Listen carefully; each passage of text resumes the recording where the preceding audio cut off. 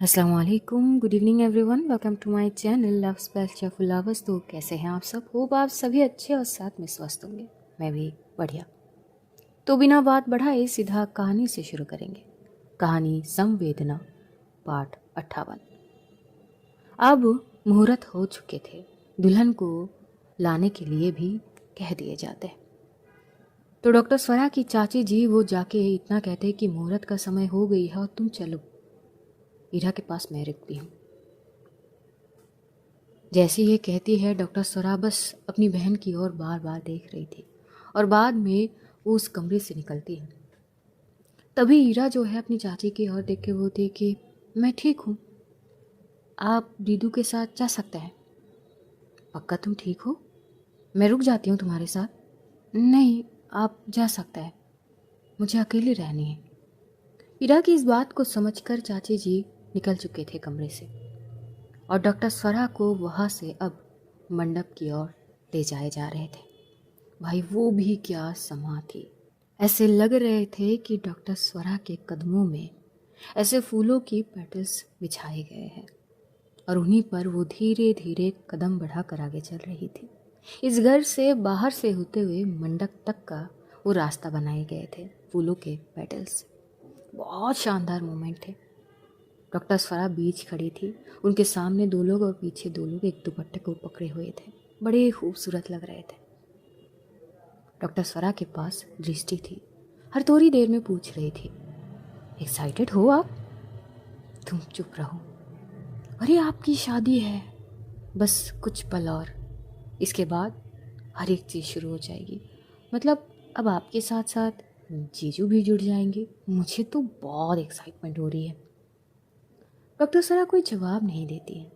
भाई जब मंडप के पास ये लोग आते हैं ना, वहाँ पर खड़े हुए जितने भी लोग थे सबकी नज़रें टिक जाती है दुल्हन को आते हुए देखे। सबकी आंखें चमक सी जाती है। वहाँ पर निकिता की मम्मी पापा, भाई उनके तो चेहरे में जो चमक आई थी ना स्वरा को देखकर, वो भी दुल्हन के रूप में। सच में ये जगह शायद उतनी भी शानदार नहीं होती जितना अब डॉक्टर स्वरा के आने के बाद हुई है। बहुत खूबसूरत लग रही थी। एलेक्स तो देख के वो थी कि हाय यार, हमारी भाभी जी, थू थू नजर ना लगे इन पे। निकिता फौरन देखती है एलेक्स की और, क्या कर रही है तू? अरे तू देख तो सही, कितनी प्यारी लग रही है। हाय हाय, इतना सुंदर भी कोई कैसे लग सकती है? मुझे तो ऐसे लग रही है कि आसमान से सीधा परी उतर आई है भाई के लिए। देख ना। हाँ हाँ ठीक है, वो बहुत अच्छी लग रही है। इनके पास ही रुचिका भी खड़े थे, अब बारात में वो भी तो शामिल थे। तो सब ना सच में स्वरा को देखकर बहुत खुश थे और डॉक्टर स्वरा की वो सिंपलिसिटी वाला ऑरा और उनकी खूबसूरती ही जैसे इस शाम को और रंगीन बना दी है। सफ़र बस कुछ फासले की थी। आदर्श अचानक खड़ा हो चुका था। तभी सबके नज़र आदर्श पर आ जाता है। धीरे धीरे थोड़ी बहुत आगे बढ़ता है। शायद वो चाहता था डॉक्टर स्वरा को रिसीव करना। आखिरकार जेंटलमैन है उस नाते। धीरे धीरे स्वरा को मंडप तक आखिरकार ले आया गया। बहुत प्यार से पोलाइटली अपने हाथ को आगे बढ़ाता है आदर्श, नज़र को झुकाते हुए। डॉक्टर स्वरा बस एक क्षण देखती है आदर्श को, फिर वो हाथ आदर्श के हाथ में थमा देती है। वहीं से रिसीव करते हुए डॉक्टर स्वरा की जगह पर लाकर खड़ा कर देता है। जैसे साथ में चलना, फिर चाहे वो 2-3 कदम ही क्यों ना हो। फिर वो अपने जगह पे आ चुका था। दोनों खड़े थे और बाय गॉड दोनों इतने प्यारे लग रहे थे ना साथ में। ऐसे लग रहे थे कि मेड फॉर ईच अदर है। सच में बहुत खूबसूरत लग रहे थे उस वक्त। जितने भी लोग मौजूद थे वो दूर से ही इनकी पलाइयाँ लेने लगे। सबके मुंह में इनके तारीफ थे, तारीफों से बने अल्फाज।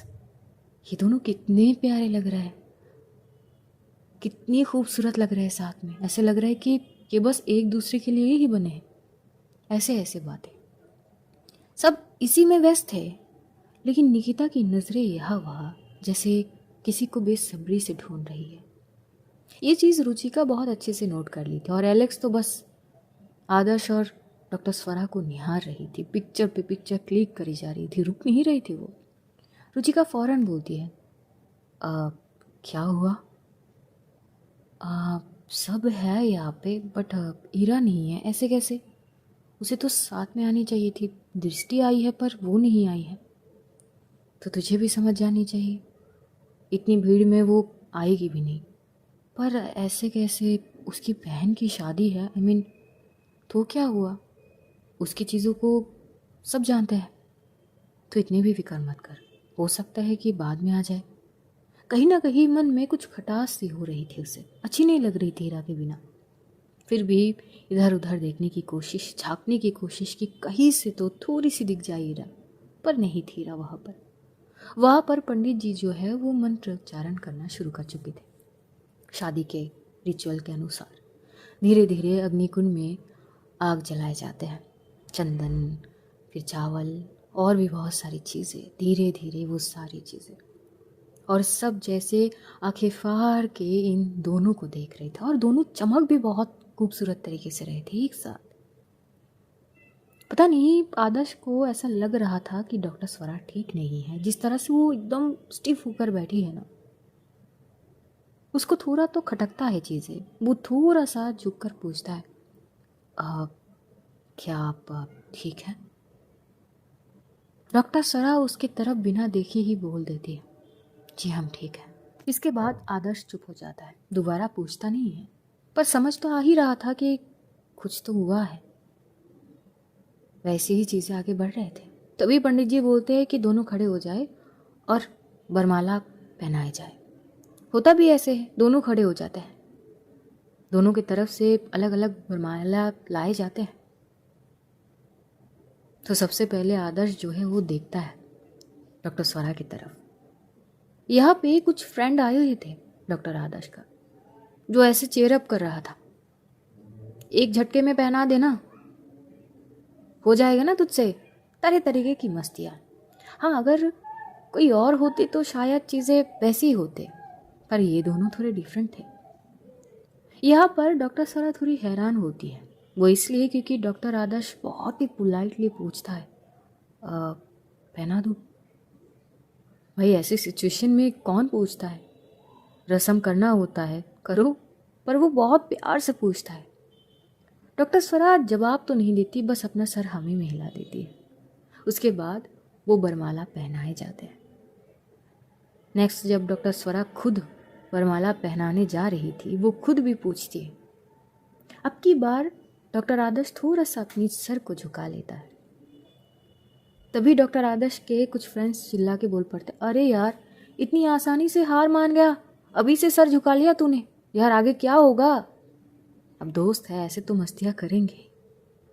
लेकिन यहाँ निकिता की अब जो है बर्दाश्त की बाहर जा रही थी चीज़ें। ये सब कुछ हो रही है और हीरा नहीं है, ऐसे कैसे? उसे अपनी दीदू की इतनी इम्पोर्टेंट सी चीज़ वो कैसे मिस कर सकती है? वो देखती है साइड में डॉक्टर स्वरा की चाची खड़ी है, जिनकी आंखों में आंसू भरे हुए हैं। वो फौरन उनके पास आती है। आंटी, वो हीरा बेटा, पता तो है उसे ये सब कुछ पसंद नहीं है। उसने कहा कि उसे अकेले रहने हैं। जैसे ही ये सुनती है ना निकिता, वो एकदम से फ्रीज हो चुकी थी। ऐसे माहौल में अकेले रहने का क्या मतलब हुई? भी इस माहौल में, जबकि उसकी दीदू की शादी हो रही है, यहाँ एक के बाद एक रस्म हो रहे हैं और वो ही नहीं है। उसे ये चीज़ बिल्कुल भी अच्छी नहीं लग रही थी। और निकिता क्या करती है, वो वहाँ से बस साइड से जाने ही वाली थी कि वो किसी से टकरा से जाती है। एक शख्स से, वेल सूट में, अच्छा खासा दिखता एक लड़का, मिडिल एज का था, 30+। लेकिन वो जिस नज़रों से मंडप की ओर देख रहा था ना, बहुत अजीब लग रही थी। निकिता खुद बोलती कि आई एम सॉरी, वो मैंने देखी नहीं। लेकिन लड़के की तरफ से कोई भी रिस्पॉन्स नहीं आया। पता नहीं, उसकी नज़रें बड़ी क्रूरता से जैसे डॉक्टर स्वरा को ही देख रहा था। निकिता वो जा ही रही थी कि पता नहीं क्यों वो रुक जाती है और उस लड़के को घूरते हुए देखने लगी। ठीक उसी वक्त डॉक्टर स्वरा के चाचा चाची दोनों ही आ जाते उस लड़के के सामने। डॉक्टर स्वरा के चाचा जी तो बहुत भड़क चुके थे। अब वो थोड़ी लाउडली बोल पड़ते, तुम्हारा इतना हिम्मत कि तुम यहाँ पर आ गए हो? तुम्हें किसने इनवाइट किया है? निकल जाओ यहाँ से। तो कहीं ना कहीं डॉक्टर स्वरा के चाची भी ऐसे ही बात कर रहे थे। निकिता को कुछ समझ नहीं आ रही थी कि बात क्या हुई, लेकिन तभी वो लड़का झल्ला सा पड़ता है। इतना जोर से चिल्ला पड़ता है कि सबके ध्यान इस लड़के पर आ जाता है। उसी क्षण डॉक्टर स्वरा की नज़र भी इस लड़के पर आती है। जब आती है ना, तो वह हैरान थी। साड़ी की आंचल को बड़ी कस के थाम चुकी थी। नजरें मानो जैसे बेजान हो चुके हैं, स्टिफ हो चुकी थी वो लड़का चिल्ला के बोलता है, मेरी ज़िंदगी ख़राब करके अब तुम शादी कर रहे हो? सीरियसली? अब कहाँ गई तुम्हारी वो पागल बहन जिसके वजह से तुमने मुझे ठुकराया था? हाँ, कहाँ है वो बहन तुम्हारी? वो नहीं है? इस बार वो कुछ नहीं कह रही है? इस बार वो कोई पागलपंती नहीं कर रही है क्या? भाई ये सुनने के बाद निकिता को जो गुस्सा आने लगी थी ना, निकिता फौरन बोलती कि एक्सक्यूज़ मी मिस्टर, सोच लीजिए क्या बोल रहे हैं आप, अपनी जुबान पर ध्यान दीजिए। तुम कौन हो? हाँ, तुमसे बात कर रहा हूँ क्या? हाँ तो स्वरा, शादी कर रहे हो, बुलाया भी नहीं, क्या बात है? अब ये मत कहना कि तुम मुझे भूल चुकी हो, कि मेरी शक्ल तक याद नहीं। सीरियसली? इतनी प्यारा रिश्ता था, इतने साल का, और तुम अपनी उस पागल बहन के लिए मुझे ठुकरा दिया, और अब तुम इतनी खुशी खुशी शादी भी कर रही हो। वैसे तुम्हारी बहन कहाँ है? कहाँ हीरा? दिखाई नहीं दे रही है। अब भी उसकी पागलपन जारी है क्या? अब भी वही सारी हरकतें करती है, चिल्लाना, खुद को मारना, हाँ, दूसरों को मारना, वही सब करती है क्या? तभी डॉक्टर स्वरा खड़ी हो जाती है, अपने शब्दों पर ध्यान दो, और ये भी कि तुम किसके बारे में बात कर रहे हो। अरे मुझे तो अपनी शब्दों पे पूरा ध्यान है कि मैं क्या कह रहा हूँ और किससे कह रहा हूँ। सीरियसली, तुम जैसे नीच लड़की मैंने आज तक नहीं देखा। सीरियसली, प्यार का झूठा नाटक करके जब शादी करने वाले थे, और उसी दिन अपनी बहन की वजह से तुमने हमारा इतने साल का रिश्ता तोड़ दिया, सिर्फ उसकी वजह से। और यही नहीं, जिस तरह से तुमने मुझे जलील किया ना सबके सामने, मुझे थप्पड़ मारकर, तुम्हें क्या लगा कि इतनी आसानी से तुम आगे बढ़ जाओगी और मैं कुछ भी नहीं करूँगा? थप्पड़ का जवाब ना ऐसे ही करता हूँ मैं, मुझे तो ऐसे ही देना ही था। वही सब लोग अब आपस में बातचीत करने लगे थे। तभी वहाँ से निकिता की मम्मी पापा भी आ जाते हैं डॉक्टर स्वरा के चाचा चाची के सामने। निकिता के पापा बोलते हैं, भाई साहब ये लड़का हमने आपको पहले ही बताया था ना, जिससे शादी होने वाले थे, ये वही लड़का है। तो अभी यहाँ क्या कर रहा है? ये क्यों आया है? ये तो हमें भी नहीं पता, इसे तो इनवाइट भी नहीं किया हमने। तभी यहाँ निकिता के पापा उस लड़के के सामने जाके खड़े हो जाते हैं। यहाँ डॉक्टर स्वरा के चाचा चाची थोड़ी बहुत घबरा रहे थे कि न जाने आप ये क्या कहेंगे, लेकिन सबको हैरान करते हुए निकिता के पापा बहुत ही पोलाइटली उस लड़के से बात कर रहे थे। पहले तो शोल्डर पे हल्का सा सहलाते हुए बोलते कि बेटा शरीफ घर का लगते हो, तुम्हें नहीं लगता कि यहाँ पे ये सब कुछ करना सही नहीं है, अच्छी बात नहीं है, ये क्यों कर रहे हो सब? हाँ, जहाँ तक हम जानते हैं तुमने तो उससे पहले ही शादी कर लिया था, तो आगे तो तुम ही बढ़े, वो तो अब कर रही है शादी, क्यों कर रही हो ये सब? जब तुम आगे बढ़ गए हो तो अपना ज़िंदगी जियो ना, वापस मुड़ने का क्या ज़रूरत है? उसे अपने हाल पे छोड़ दो। ऐसे कैसे छोड़ दे अंकल, ऐसे कैसे छोड़ दे? जब सरेआम सबके सामने उसने थप्पड़ मारा था ना, उसका घाव ना आज भी है। इस जैसे लड़की ना किसी के घर के बहू होने के लायक है ही नहीं, ना किसी की पत्नी बनने के लायक है और ना ही बहू। इस बात पर ना निकिता की मम्मी भी आ जाती है। तो बेटा बात यह है कि यह हमारी घर की बहू है। तो तुम जो कह रहे हो ना कि किसी के घर की बहू बनने के लायक नहीं है, तो हम ही कह रहे हैं केवल यही है हमारी घर की बहू बनने के लायक, इसीलिए शादी करवा रहे हैं अपने बेटे के इससे। तो तुम फिक्र मत करो, बहू तो हमारी होगी ना। थोड़ा बहुत चौंक जाता है वो लड़का, लेकिन फिर भी जैसे झल्ला पड़ता है। अरे आप लोग ऐसे कैसे करवा रहे हो अपने बेटे से इसकी शादी? जानते भी हो इसके बारे में, ये कितनी नीच है। लेकिन तभी एक शोर ने जैसे पूरा समा को शांत करवा दिया। हाँ, वो आदर्श ही था। एकदम से डॉक्टर स्वरा के पास से होते हुए यहाँ पे आ जाता है और आते ही सीधा एक रख के थप्पड़ लगा देता है उस लड़के के गाल पर। भाई 4 उंगलियों के निशान गहरे हो चुके थे उसके गाल पर। वो लड़का अपनी गाल संभालते हुए बस देखता है कि कौन है। तो जिसके बारे में बात कर रहा है ना, वो मेरी पत्नी है। जो कुछ क्षण बाद हो जाएगा। तो अपना ज़बान संभाल के बात कर कि किसके वाइफ के बारे में तू बात कर रहा है। और अगर मुझे नहीं जानता है तो अच्छे से ये शक्ल देख ले। आदर्श नाम है मेरा, स्वरा का पति हूँ मैं।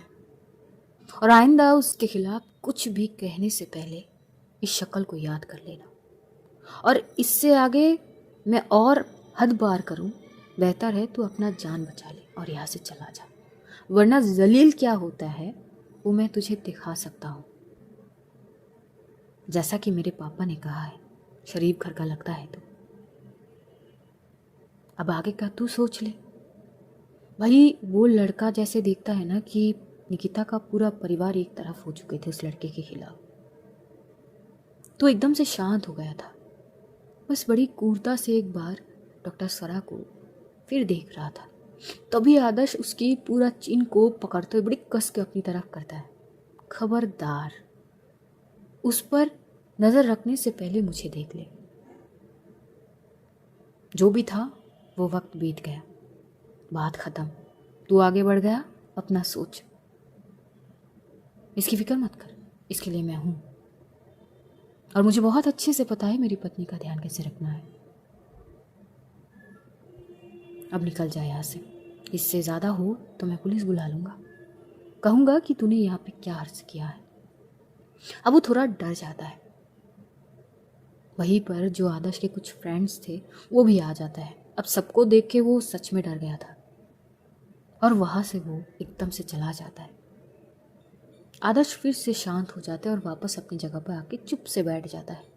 डॉक्टर स्वरा हैरान थी और वो भी चुप से बैठ जाती है, बस देख रही थी आदर्श को। तभी आदर्श बोलते हैं कि सॉरी, वो शादी अभी तक हुआ नहीं है, बट मैंने आपको एज ए वाइफ डिक्लेयर किया है। आई होप कि आप माइंड नहीं करेंगे। इस पर डॉक्टर स्वरा बस स्पीचलेस थी, वो कुछ कहती नहीं है। लेकिन यहाँ तो बात और थी। जब ये सब कुछ हो रही थी ना, क्योंकि वो लड़का इतनी ज़ोर ज़ोर से चिल्ला रहा था, तो ईरा ना दूर से अपनी दीदी को देख भी रही थी। वो आ चुकी थी, लेकिन जब ये लड़का आया तो पूरी पैनिक हो चुकी थी। ये जैसे एक ट्रॉमा जैसे काम कर रहे थे उसकी चीज़ों को। उसे बिल्कुल वही दिन याद आती है जिस दिन पहले उसकी दीदी की शादी होने वाली थी। वो भागते हुए अपनी दीदी के पास आई। तब छोटी थी वो, इतनी पैनिक हो गई कि खुद को मारने लगी, उस लड़के को मारने लगी थी। तो लड़का उसे इतनी ज़ोर से धक्का दी थी कि वो ज़मीन पे जाके गिरी थी। और इसी गुस्से के आड़ में डॉक्टर स्वरा ने उस लड़के के गाल पर एक रखे थप्पड़ मारी थी। वही दिन वही चीज़ें याद करते हुए पूरी पैनिक हो चुकी थी। अब वो वहाँ से जल्दबाजी में जाने लगी। ये सीन निकिता नोट कर चुकी थी। जब ईरा जा रही थी वो फौरन ईरा के पीछे पीछे भागती है। जब निकिता भागती है तो यह दृष्टि भी इस चीज़ को नोट कर चुकी थी, वो भी भागती है। घर के अंदर जैसे ही आते हैं तभी पीछे से दृष्टि की आवाज़, डॉक्टर निकिता 1 मिनट, तुम मीरा के पीछे जा रही हो ना? मैं कह रही हूँ तुम वहीं पे रुक जाओ। तुम समझ क्यों नहीं रही हो? या फिर मैं ये कहूँ कि तुम समझना ही नहीं चाहती हो? निकिता थोड़ी हैरान थी। वो बस इतना कहती है कि एक्सक्यूज़ मी। तुम बहुत अच्छे से जानती हो मैं क्या कहने वाली हूँ। जानती हो ना? ये भी जानती हो कि इरा नॉर्मल लोगों की जैसी नहीं है। इस बात पर अब निकिता बस उसकी तरफ स्ट्रेट मुड़ी और सीधा बोली, नॉर्मल मतलब क्या होता है? तभी दृष्टि कहती है, पॉइंट ये नहीं है, पॉइंट ये है कि उसकी दुनिया अलग है। एक तो वो लोगों से ज़्यादा घुलती मिलती नहीं है, ट्रस्ट भी एकदम से किसी पे नहीं करती है, लेकिन वो तुम्हें ट्रस्ट करती है। और तुम क्या कर रही हो? निकिता अब भी बहुत शॉक थी। देखो, तुम्हें जो भी कहना है तुम क्लियर बता सकती हो, लेकिन हम बात बाद में कर लेंगे। फिलहाल मुझे इरा के पास जानी है। यही कहते हुए निकिता वहाँ से जाने ही लगी थी कि दृष्टि ने उसके हाथ को बड़ी कस के पकड़ी। मुझे अभी के अभी बात करनी है, अभी के अभी। तुम उसे समझ भी नहीं सकती हो। उसके लिए हर चीज़ ना लिटरल होता है। निकिता वो जो फील करती है ना, वो सच मान लेती है। और जितनी हद तक तुम उसकी क्लोज जा रही हो ना, इससे वो कंफ्यूज हो रही है। तुम्हें सिंपैथी है ना उस पर? हाँ, क्योंकि उसे ऑटिज्म है, वो अकेली है, उसका कोई दोस्त नहीं, यही सारी चीज़ें है ना। लेकिन बात ये होती है कि जब इरा भाग के जा रही थी ना, और एकदम से दृष्टि ने निकिता के नाम से पुकारी, तो इरा रुक गई थी। और ये सारी बातें वो सुन रही थी। इरा का फेस जो है वो स्टिफ हो चुकी थी। ऑलरेडी वो पैनिक में थी। आंखों में कंफ्यूजन प्लस थोड़ा सा हर्ट। उसका पूरे शरीर कांप रही थी।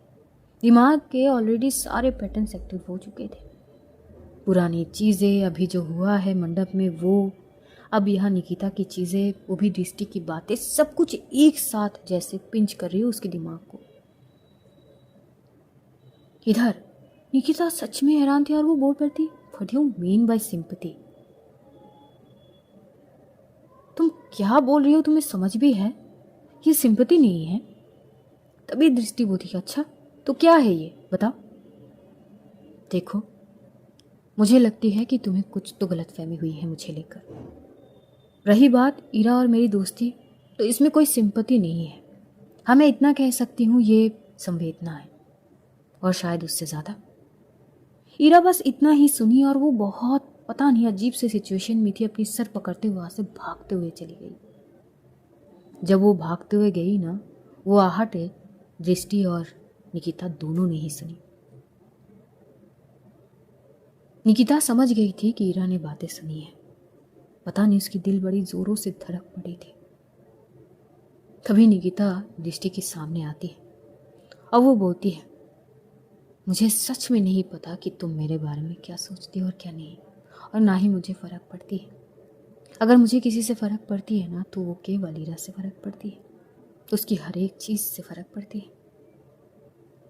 और मैं इरा को अलग नहीं समझती हूँ। मेरी नज़र में इरा केवल इरा ही है, सबसे अलग, ख़ास, जिसमें कोई मिलावटी नहीं, बनावटी नहीं, न झूठा है, स्ट्रेट फॉरवर्ड है। उसकी सच्चाई को देखती हूँ मैं, उसकी हर छोटी छोटी बात, उसका ऑनेस्ट होना, बिना सोचे कुछ भी कह देना, उसकी लॉजिकली बात, यही सब है इरा। अब मैं जानती हूँ इरा कैसी है, और जो मैं फील करती हूँ या जो भी उसके साथ बर्ताव करती हूँ, वो मैं फेक नहीं करती, या मुझे कोई सिंपैथी नहीं है उससे। अगर तुम्हें अपना जवाब मिल गई हो तो प्लीज़ एक्सक्यूज़। और यही बोलते हुए निकिता भागते हुए जाती है। दृष्टि अपनी जगह पर खड़ी हो चुकी थी, लेकिन अब उसके चेहरे पर एक गहरी स्माइल आ चुकी थी। वेल वेल वेल, मुझे तो बस क्लियर करनी थी। Now it's clear. यही बोलते हुए वो मंडप की ओर चली गई थी। तो निकिता भागते हुए इरा के कमरे में आई। जब आई ना, तो जो सीन उसने देखी ना, उसका दिल रो पड़ी। हीरा स्टडी टेबल के नीचे छुपी हुई थी, अपनी कान को कवर करते हुए काँप रही थी और बार बार बोल रही थी, मैंने मैंने मैंने फिर से ख़राब कर ली, मैंने सब कुछ ख़राब कर दी, फिर से ख़राब कर दी, सब खराब हो गई, मेरी वजह से। और यही बोलते हुए अपने आप को बार बार वो मार रही थी लगातार। भाई साहब, निकिता को जो दर्द महसूस होती है ना, फौरन उसकी आंखों में से आंसू गिर जाते हैं। दिल में बहुत दर्द हो रही थी। फिर धीमी सी आवाज़ में बोलती है, हीरा। लेकिन हीरा उस वक्त शायद सुनने की उसकी क्षमता थी नहीं। दिमाग के सारे पैटर्न्स एक्टिव हो चुके थे, ऑब्वियस सी बात है। वो बार बार बस खुद को मार ही रही थी। मैं नॉर्मल नहीं हूँ, मैं नॉर्मल नहीं हूँ, मैं सब कुछ खराब कर दी, मैं सब कुछ खराब कर दी, मैं बुरी हूँ, मैं बुरी हूँ, मुझे नहीं होनी चाहिए यहाँ पे, बार बार। निकिता का पूरा रोना निकल जाती है, दोनों आंखों से लगातार आंसू बह रहे थे। वो भागते हुए आती है, जमीन पर बैठ जाती है और फिर से जैसे इस दुनिया की शोर से वो हीरा को बचाना चाहती थी, वो बिना पूछे ही अपने दोनों हाथ को उसके कान में जाके रख दी। शांत शांत हो जाओ, प्लीज शांत हो जाओ, सब ठीक है, सब ठीक है। नहीं नहीं, सब ठीक नहीं है, मैं बुरी हूँ, मैं बहुत बुरी हूँ, मैं सही नहीं हूँ, मैं अच्छी नहीं हूँ, मैं अच्छी बहन नहीं हूँ, मैंने सब खराब कर दिया, मैंने सब खराब कर दिया। नहीं, तुमने कुछ नहीं खराब किया, शांत हो जाओ, शांत हो जाओ, प्लीज शांत हो जाओ। लेकिन तभी भाई साहब जो जोरदार एक धक्का लगती है ना निकिता को, हीरा की, निकिता फौरन जमीन पे गिरती है। ऑलरेडी बैठी हुई थी पर अब वो गिर जाती है और देख रही थी हीरा को।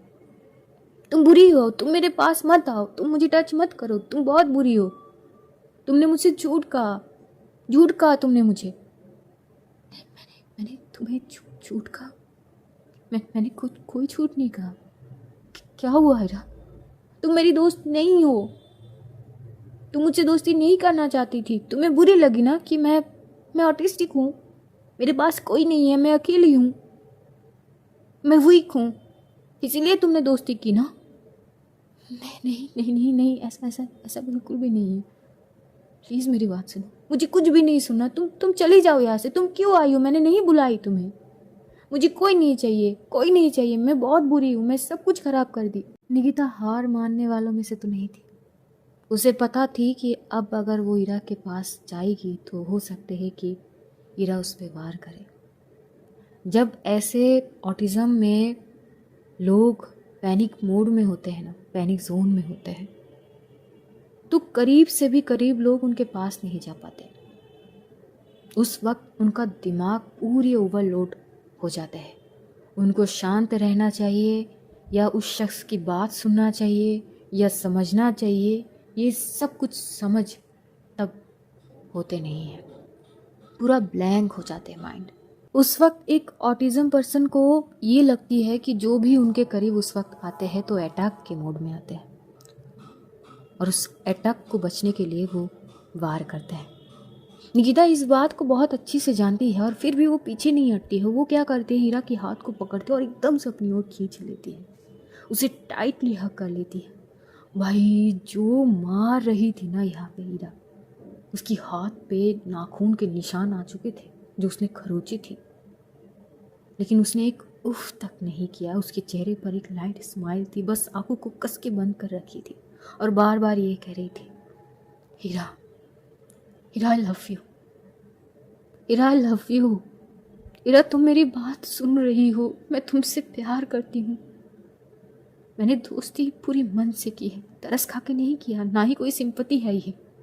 हीरा आई लव यू, मेरी बात सुनो, आई लव यू, मैं तुमसे प्यार करती हूँ, बहुत प्यार करती हूँ। और वो लगातार कहती रही तब तक कहती रही जब तक ना हीरा रुकी थी। बार बार जब वो कह रही थी तभी एकदम से चुप सी हो गई थी हीरा। हाँ, अब जो मार रही थी वो उसकी हाथें जैसे हवा में रुक गई हो। तब जाके निकिता अपनी आंखों को खोलती है जो कस के बंद करके रखी थी। दोनों जमीन पर ही लेटे हुए थे। निकिता हीरा को अपनी ऊपर बड़ी कस के पकड़ के रखी थी जैसे छूटे ना वो। तभी निकिता देखती है हीरा को। हीरा बोलती कि क्या बोली तुमने? आई love you, I really do, मैं तुमसे बहुत प्यार करती हूँ, बहुत ज़्यादा। और इसके बाद निकिता थोड़ी अपने आप को पुल करती है हीरा की ओर, सीधा उसकी होठों में अपनी होठ समा देती है। उससे पहले बस इतना कहती है, आई लव यू। वहाँ पर जो एक स्मूच होती है ना किस में, हीरा स्टिफ हो चुकी थी पूरी तरह से। वो किस करने के बाद ही निकिता पीछे होती है। हाँ, हीरा के हाथ रुक गए थे। वो बस देख रही थी एक टक निकिता को। तभी निकिता ईरा को अपनी बाहों में भर लेती है, जैसे दुनिया से बचाना चाहती हो अपनी ईरा को, और ऐसे ही कस के गले लगाकर उसके कान के पास जाके कह रही थी, मैं तुम्हें प्यार करती हूँ, बहुत प्यार करती हूँ।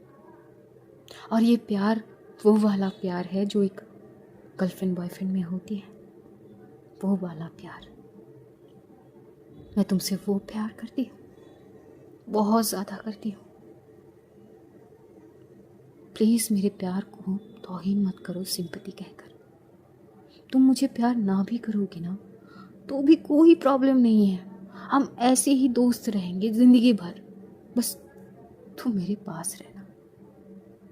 मुझे बदले में कुछ भी नहीं चाहिए हीरा, सिवाय तुम्हारी दोस्ती के, सिवाय हर रोज़ हम एक साथ टहलेंगे,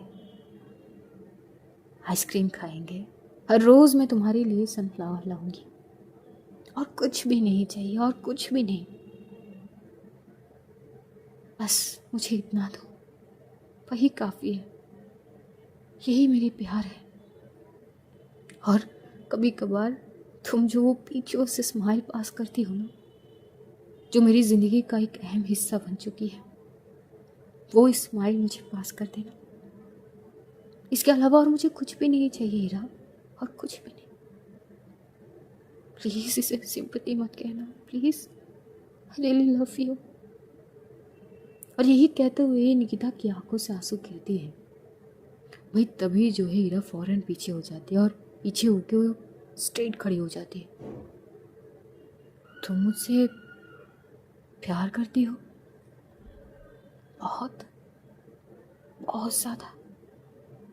लेकिन तभी कमरे के डोर पर नॉक होती है। जैसी नॉक होती है तो वहाँ पर रुचिका और एलेक्स ये दोनों अंदर आते हैं। तो हीरा बस स्टिफ हो जाती है, कुछ भी नहीं कहती है, अपनी मुट्ठी को बड़ी कस के बीच के रखी थी। तभी निकिता फौरन उठ के खड़ी हो जाती है, अपनी आंखों से आंसू को पोंछ लेती है जल्दबाजी में। तभी एलेक्स बोलती है, अब वो हीरा जी प्लीज़ नीचे चलिए, मतलब भाभी यानी आपकी दीदू, ऐसा लग रहा है कि वो बहुत परेशान है, प्लीज़ चल लीजिए, क्या पता आपको देखकर उनके चेहरे पे वो चमक वापस आ जाए, प्लीज़। तो रुचिका कुछ भी नहीं कहती है, क्योंकि यहाँ पे जब ये दोनों आए थे तब निकिता हीरा को किस कर चुकी थी, और ये मोमेंट ये लोग भी देख चुके थे।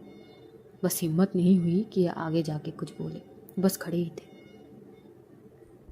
हीरा कुछ भी नहीं कहती है। तभी निकिता बोलती कि तुम दोनों जाओ, मैं लेके आती हूँ। एलेक्स दोबारा कुछ भी नहीं कहती है, वो बस चली जाती है वहाँ से। तभी निकिता हीरा के सामने आती है, तुमने कुछ भी नहीं किया, कुछ भी गलत नहीं किया, सब ठीक है। और अब तुम अगर उनकी शादी में शामिल नहीं होगी ना तो उन्हें बहुत तकलीफ होगी, मेरे लिए ना सही, कम से कम स्वरा मैम के लिए। प्लीज़ चलो। और कुछ ऐसी रस्म भी है जहाँ पर तुम्हारी ज़रूरत पड़ेगी, तो कम से कम उस नाते चलो। तब तक हीरा थोड़ी बहुत शांत हो चुकी थी, वो बड़ी शांत थी। निकिता फौरन उसकी हाथ पकड़ने लगी थी तो हीरा हाथ हटा लेती है। आई एम सॉरी, शायद मैंने अपनी लिमिट क्रॉस कर ली। आई प्रॉमिस मैं आगे से ऐसा कुछ भी नहीं करूँगी। अभी प्लीज़ शांत हो जाओ और चलो मेरे साथ। मुझे वहाँ नहीं जानी, वहाँ बहुत सारे लोग हैं, मैं पैनिक हो जाऊँगी, फिर से पैनिक हो जाऊँगी और फिर से चीज़ें खराब हो जाएगी। तभी निकिता अब वो टच नहीं करती है, लेकिन जैसे उसकी हाथ के ऊपर अपने हाथ रखती है बिना टच किए, ऐसा कुछ भी नहीं होगी। प्लीज़ मुझ पे भरोसा रखो, मैं हूं ना, मेरे साथ चलो। तभी क्या करती है, वो टेबल के ऊपर से एक पेन लेती है, पेन के एकदम लास्ट पॉइंट पे पकड़ती है और हीरा को कहती है कि इसके फ़ॉन्ट साइड पकड़ लो। और ऐसे ही उस पेन को पकड़ते हुए ये दोनों मंडप तक आ जाती है। वहाँ खड़े सारे लोग थोड़े बहुत शॉक थे, खास करके डॉक्टर स्वरा के चाचा चाची, यहाँ दृष्टि भी, लेकिन अब उसके चेहरे पे बस स्माइल थी और कुछ नहीं। धीरे धीरे उसे मंडप जब लेके आते हैं तब तक जो है कन्यादान जो है वो हो चुके थे, और कन्यादान डॉक्टर स्वरा के चाचा चाची मिलकर करते हैं। और इसके बाद ही थे फेरे, और उसके लिए गठबंधन करना ज़रूरी थे। उसके लिए किसी को बुलाए जाते हैं तो वहाँ पर स्वरा की चाची बोलती है कि करना तो चाहिए इसे हीरा को, पर हीरा, तभी निकिता हीरा को लेके आ चुकी थी। तो निकिता कहती है गठबंधन की रस्म है, मुझे नहीं पता ये कैसे करता है, मैं सिखाऊंगी, आओ। फिर जो है वही होता है।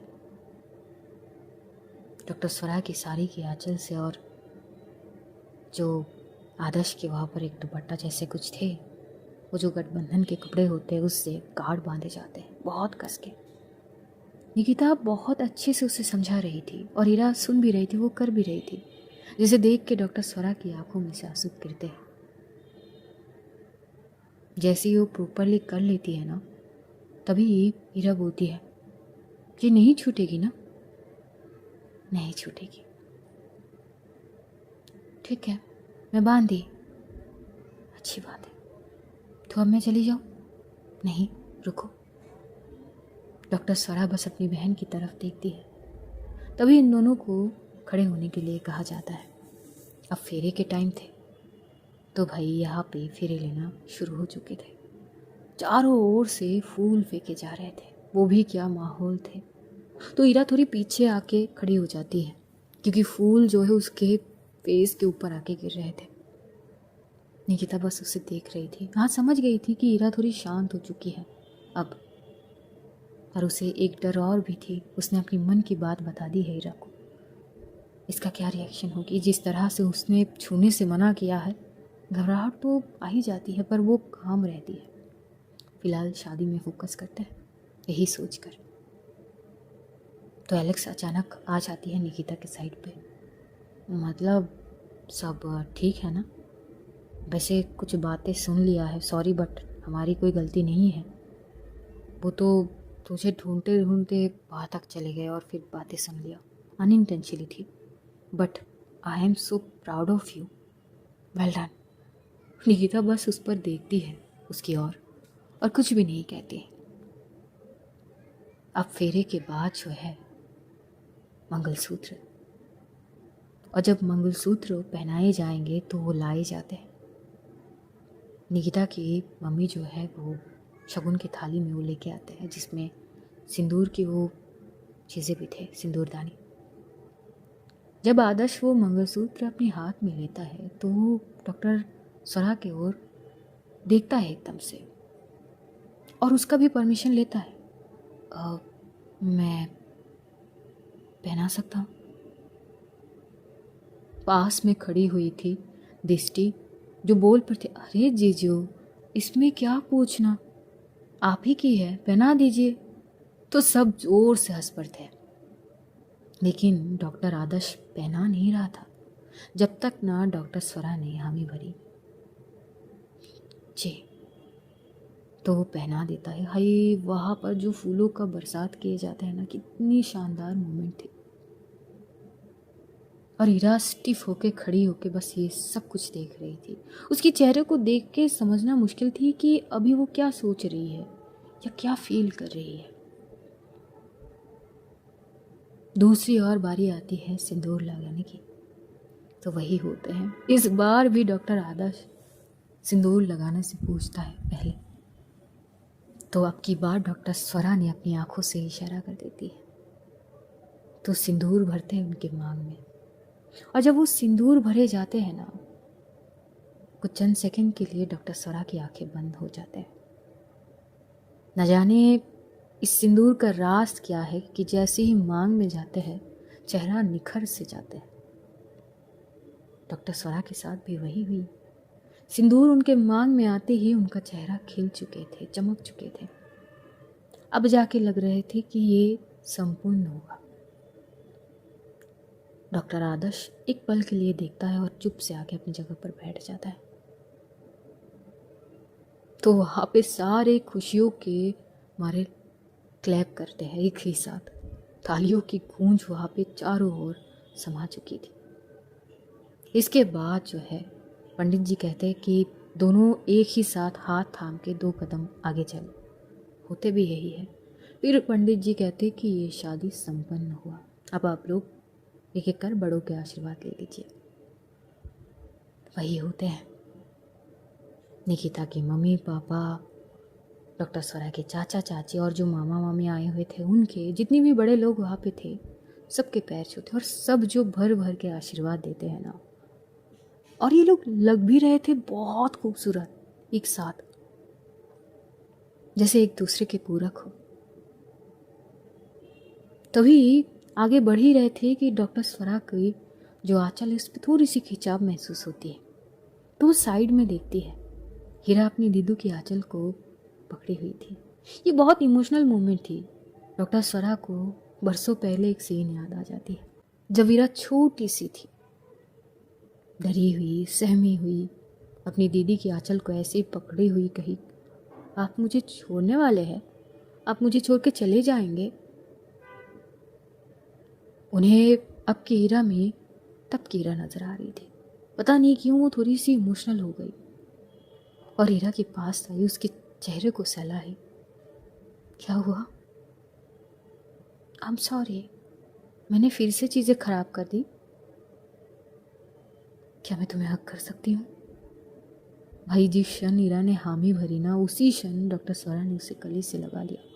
ये इतने क्यूट और इतने इमोशनल मोमेंट थे कि पता नहीं क्यों पर सबकी आंखों में आंसू आ चुके थे।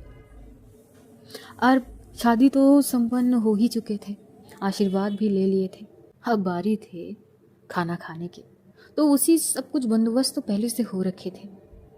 सब अब खाना खा रहे थे, गेस्ट वगैरह जितने भी थे। ऑलदवाइज बाहर के लोग नहीं थे, सब रिलेटिव घर के लोग ही थे। सब खाना खा रहे थे। तो अलग से ही दूल्हा दुल्हन के लिए वहाँ पे बंदोबस्त करे गए थे, जहाँ पर परिवार के लोग एक साथ बैठ के खाना खा रहे थे। आदर्श और स्वरा एक साथ बैठते हैं। अब क्योंकि डॉक्टर स्वरा के हाथ में वो चूड़ियाँ बहुत सारे थे जो काफ़ी हद तक हैवी भी थे, ज्वेलरी सब कुछ थोड़ी बहुत हैट्रिक तो थी। तो वो जब भी वो हाथ को हिला रही थी ना, तो शोर बहुत हो रही थी चीज़ें। तो कहीं ना कहीं कुछ परेशानी तो उनको हो ही रही थी और हाथ में गले में कई कई जगह पे रैश भी आ चुकी थी उनको। और अब खाना भी है, फिर भी वो अपनी चीज़ें कर रही थी। जब आदर्श ने ये चीज़ नोट कर लिया तो क्या करता है, एक स्पून लेता है।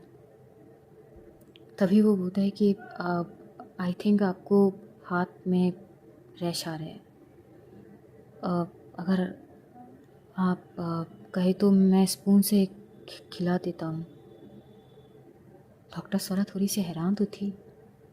तो वहीं पे डॉक्टर आदर्श का जितने भी दोस्त थे वो सब छेड़ने लगे थे, मजाक मस्ती ये तो होते हैं। तभी डॉक्टर आदर्श क्या करते हैं, स्पून को फौरन रख देता है और अपनी दोस्तों की ओर घूर के देखता है, क्या कर रहे हो सारे यार, अब बस करो प्लीज़। तो सब चुप हो जाते हैं। डॉक्टर स्वरा बोलती कि ठीक है भाई। ये इतना प्यारे मोमेंट थे ना। आदर्श स्पून से डॉक्टर स्वरा को थोड़ी बहुत खिला देते हैं। तो वही साइड पे खड़ी ईरा, एलेक्स, रुचिका और निकिता। तभी अचानक निकिता के पास दृष्टि आती है। निकिता की उंगली को हल्की से प्रेस करती हुई निकिता थोड़ी साइड में देखती है घबराते हुए। अब दृष्टि को देख के वो फिर से चौंक गई। तुम फिर से? डरो मत, अब मैं कुछ बुरा नहीं कहने वाली। ऑल्दोवाइज मैं अपनी बहन को लेकर थोड़ी सी पॉजिटिव हूँ, अब भी हूँ, आगे भी रहूँगी। मुझे बस कुछ चीज़ें परखनी थी। और बता दूँ, तुम पास हो चुकी हो। व्हाट? मतलब मैं समझी नहीं। तुम्हें इतना सब कुछ समझने की ज़रूरत नहीं है, मैं बस तुम्हें देख रही थी कि तुम सीरियस हो कि नहीं। ऑल्दोवाइज मेरी बहन ने जो झटका मुझे दी है, उस झटके से बाहर आने में मुझे काफ़ी दिन लगी। कौन सी झटका? तभी वो थोड़ी सी झुकती है। वही किसी दोस्त को सीधा लिप पे किस नहीं किए जाते, इतना तो मैं भी जानती हूँ। भाई यहाँ पे निकिता का पूरा चेहरा लाली पड़ चुकी थी मानो, उसकी पूरी बोलती बंद। तभी दृष्टि थोड़ी सी हंस पड़ती है। हाय हाय कोई बात नहीं, इट्स वेरी फाइन, इतना तो मैं समझ ही सकती हूँ। और अगर मेरी कोई भी बात तुम्हें बुरी लगी तो उसके लिए आई एम एक्सट्रीमली सॉरी। और अगर मैंने कुछ चीज़ ख़राब कर दी उसके लिए भी सॉरी। अगर तुम कहो तो मैं इरा को समझा सकती हूँ तुम्हारी चीज़ें, आई मीन मेरी और तुम्हारी जो बातें हो रही थी जो उसने सुनी। नहीं, इसकी ज़रूरत नहीं है, मैंने समझा दी है, बाकी उसे थोड़ी वक्त लगेगी। तुम्हारा कॉन्फिडेंस बहुत अच्छी है, आई लाइक दैट। बस एक चीज़ ध्यान रखना, मेरी बहन ना बहुत ज़्यादा सेंसिटिव है, उसको रुलाई ना तुम तो मैं ना तुम्हारी सुपारी भेज सकती हूँ। तभी एलेक्स जो है खिसकते वो थी, एक्सक्यूज़ मी, सुपारी का मतलब क्या होती है? टपकाना पता है तुम्हें? टप टप टप टप टप टपकाना? टपका भी सकती हूँ मैं, तो खबरदार। यही बोलते हुए दृष्टि वहाँ से चली जाती है। तभी एलेक्स बोलती कि इतना आसान है क्या किसी को टपकाना? सीरियसली? वही गुंडी है क्या ये? Shut up. तभी निकिता आती है इरा के पास जो साइड में खड़ी थी। डॉक्टर स्वरा खा भी रही थी और पीछे मुड़कर अपनी बहन को देख भी रही थी। तभी निकिता बोलती है, तुम ठीक हो? मुझे समझ नहीं आ रही है, मुझे अच्छी भी लग रही है, मुझे बुरा भी लग रही है, और थोड़ी बहुत रोना भी आ रही है। इट्स ओके, ऐसा होता ही है। मुझे भूख भी लगी है, क्या हम एक साथ खाना खा सकते हैं? भाई निकिता को तो बस यही चाहिए थी, वो फटाक से बोल पड़ती है, अब हाँ बिल्कुल, वो मुझे भी भूख लगी है। तो तुम भूखी क्यों हो? तुम्हें खाना खा लेना चाहिए। इतने सारे लोगों के बीच में खाएंगे हम? नहीं, हम घर के अंदर जाके खाते हैं ना। ओके। तो वही होती है, एलेक्स, रुचिका, दिष्टि, ये सब जो है घर के अंदर थोड़ी बहुत खाना खा लेते हैं। निकिता अब भी थोड़ी बहुत उसकी मन में चीज़ें तो थी कि ये नॉर्मल बिहेव कर रही है, मतलब इसके लिए ठीक है कि मुझे समझ नहीं आ रही है। अब जो है खाना वगैरह सब कुछ हो चुकी थी, कुछ फ़ोटोज़ वगैरह भी क्लिक किए जाते हैं सबके साथ, परिवार का वो जो माहौल थे वो वाला। अब बारी आ जाती है विदाई के। भाई साहब रात के 3 बज रहे थे, इतना वक्त बीत चुके थे शादी के। आधे से ज़्यादा लोग तो जगह जगह पे बस फैल चुके थे, नींद में थे सब। और जैसे ही विदाई का वक्त आती है तो माहौल भारी सा हो जाता है। तो विदाई होती है वहाँ पे डॉक्टर स्वरा की। वहाँ पे कार वगैरह सब कुछ तैयार ही थे, लगभग 3-4 कार थे निकिता की तरफ से। तो जैसे ही विदाई की चीज़ें होती है, यहाँ पे अब इनके साथ इरा भी तो जाने वाले हैं, तो धीरे धीरे करके इनके लगेज वगैरह जितनी भी चीज़ें थे वो कार के डिक्की में रखे जाते हैं। सबसे पहले कार में डॉक्टर आदर्श, डॉक्टर स्वरा, निकिता और इरा। निकिता जो है वो ड्राइव करेगी, अपनी भाई के दुल्हन को खुद ड्राइव करके लेके जाएगी। इससे बड़ा सुनहरा अवसर और क्या होती है। ये बहुत शानदार मोमेंट थी। तो वो आके ड्राइविंग सीट पे बैठती है, लेकिन पता नहीं क्या सोचकर फ़ौरन उतर जाती है। तभी आदर्श जो है वो भी आता है। पहले डॉक्टर स्वरा कार के अंदर आते हैं, और तभी जैसे ही इरा के लिए निकिता दूसरी तरफ जाके अपनी पास वाले ड्राइविंग सीट के पास जो सीट है उसके लिए दरवाज़ा खोलती है, इरा उसमें ना बैठकर वो अपनी दीदू के पास जाके बैठ जाती है।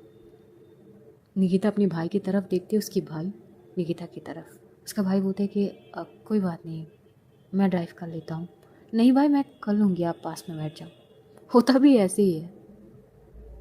फिर जो है सब लोग आके कार में बैठते हैं, अलग अलग कार से। दूसरे कार में एलेक्स, रुचिका और निकिता के मम्मी पापा, और 2 और कार थे जिसमें रिलेटिव वगैरह सब कुछ आ जाते हैं। हाँ, विदाई के माहौल जैसे थोड़ा बहुत इमोशनल हो जाते हैं सब। और वहाँ दृष्टि बेचारी की रो रो के हालत ख़राब हो गई। यहाँ पे जैसे ही हीरा अपनी दीदू के पास आके बैठी, वो फ़ौरन बोली, चाची और दृष्टि इतना क्यों रो रही थी? किसी ने कुछ कहा उन लोगों को? वो लोग ऐसे क्यों रो रहे हैं? अब ईरा की ये मासूम सवाल से कोई बच तो नहीं सकते। कहीं ना कहीं डॉक्टर स्वरा भी रो ही रहे थे। आप भी रो रहे हो? क्या डॉक्टर आदर्श ने आपको कुछ बुरा कहा है? आपको बुरा लगा है? नहीं, ऐसी कोई बात नहीं है। तो फिर सब रो क्यों रहे हैं? मुझे तो रोना नहीं आ रही है, सब क्यों रो रहे?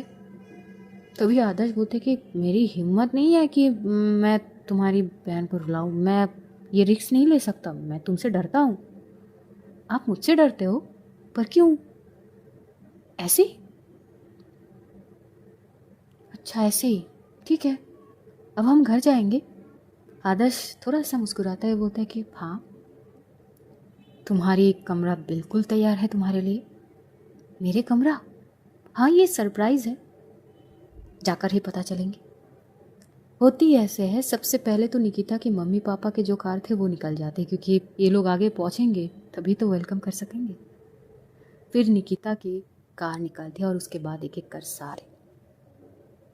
निकिता लुकिंग ग्लास से कई बार ईरा को देख रही थी, तो ईरा को पता नहीं थोड़ी थोड़ी नींद आ रही थी और वो अपनी दीदू के शोल्डर पे सर रख के सो चुकी थी। वो इतनी क्यूट लग रही थी ना। तभी आदर्श बोल पड़ता है, ठुकवा दोगी तुम, एक काम करो, तुम यहाँ पे आके बैठ जाओ, मैं ड्राइव कर लेता हूँ। नहीं भाई, वो मैं चला रही हूँ ना। तो सामने देख के चलाओ ना, शीशे में देख के मत चलाओ। भाई मैं समझ सकता हूँ, इसीलिए कह रहा हूँ कि तुम साइड आके बैठ जाओ। नहीं ठीक है। फिर वो फोकस अपनी कार ड्राइविंग पर लगाती। यहाँ डॉक्टर स्वरा अपनी बहन को देख रही थी। वही उसकी मासूमियत से किससे प्यार ना होगी, वो इतनी मासूम लग रही थी ना उस वक्त, बस अपनी बहन के सर को सहला रही थी। पर उन्हें भी समझ आ जाती है कि जैसे ईरा रोई है और उसके गाल लाल हुए पड़े थे, जैसे उसने खुद को मारी है। तभी वो निकिता को धीमी सी आवाज़ में पूछती है, कुछ ऐसा हुआ था जो मैं नहीं जानती हूँ? क्या ईरा पैनिक हो चुकी थी? निकिता सारी बात बताती है। उनको तकलीफ होती है पर वो शांत रहती है उस वक्त। तो कहानी आज यहीं पे समाप्त करेंगे। अब जानेंगे कि इनका गृह प्रवेश कैसे होते हैं, वेलकम कैसे किए जाते हैं निकिता के परिवार, और अब तो ईरा भी साथ में रहने वाली है, तो चीज़ें कैसी होगी इनकी, जानेंगे आगे। तब तक ध्यान रखिए सभी अपना और अपनों का, ढेर सारा प्यार बांटिए, खुश रहिए, खुशियाँ बांटिए। Love you all guys, see you soon. बेहद जल्द फिर मुलाकात होगी, तब तक के लिए खुदाफिज, टाटा एंड गुड नाइट।